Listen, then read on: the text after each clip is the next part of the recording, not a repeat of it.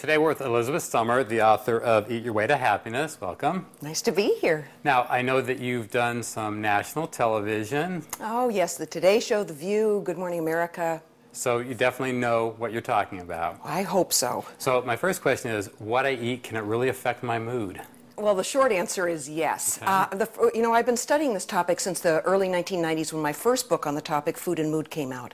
And since then, I have had people over the years, and all those stories are in Eat Your Way to Happiness, come up to me that have followed my feel-good diet guidelines and said, I never knew I could feel this good. So I can promise you that, yes, if you follow the guidelines in the book, you'll feel better, have more energy, sleep better, reduce your cravings, maybe even drop a few pounds. Well, that's great. And as a chef, I think it's important also. So starting with breakfast, you have a 1, 2, 3 system. That's right. Breakfast is so important. We know that people that eat breakfast have more energy, they have a more even mood throughout the day, they think more clearly, they have fewer food cravings, Right. They even sleep better at night and have an easier time managing their weight. But it can't be a donut and a cup of coffee. You need to follow my 1, 2, 3 breakfast. Which is? Which is, 1, you got to have some kind of whole grain to provide the quality carbs your brain needs to function throughout the morning.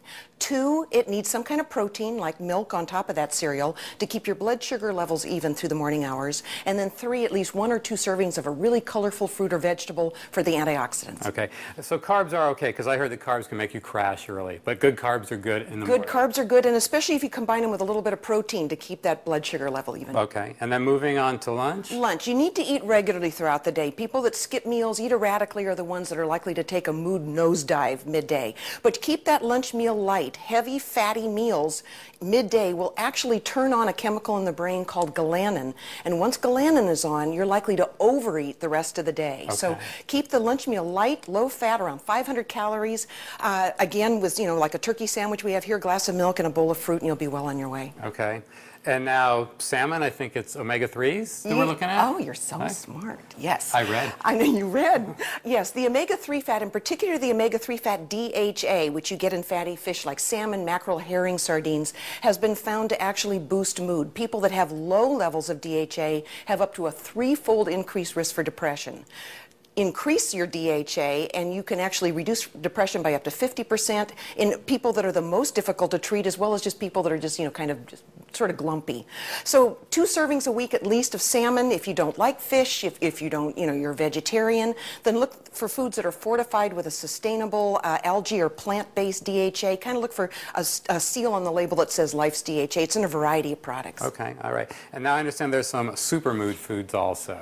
Well, you can't just throw strawberries or blueberries into an otherwise junk diet and expect to feel better. Right. But assuming that you're following the 1, 2, 3 breakfast, the light lunch, eating regularly throughout the day, then you can kind of get an extra bang for your buck by including some supermood foods. These are foods that have tons of vitamins, minerals that are important for brain function.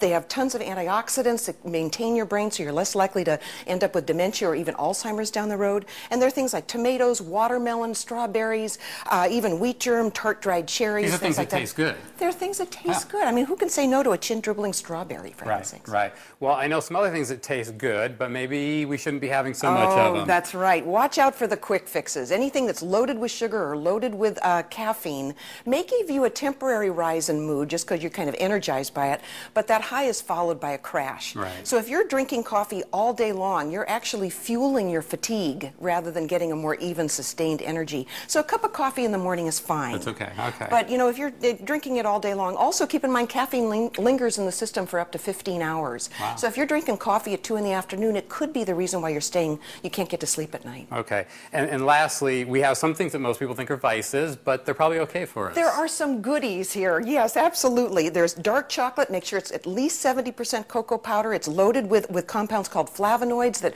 protect brain tissue and keep you smart. Don't get the Dutch processed cocoa. The processing ruins those antioxidants, those flavonoids. So get regular or candy.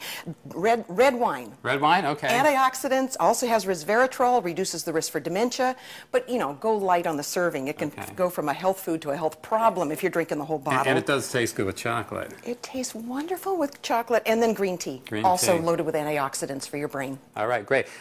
Thank you very much for that information. I think that it definitely shows that you can eat good food and improve your mood. Yes, and it can taste good and not be difficult to fix. It doesn't take any more time to fix foods that'll boost your mood than it does other stuff. Thanks.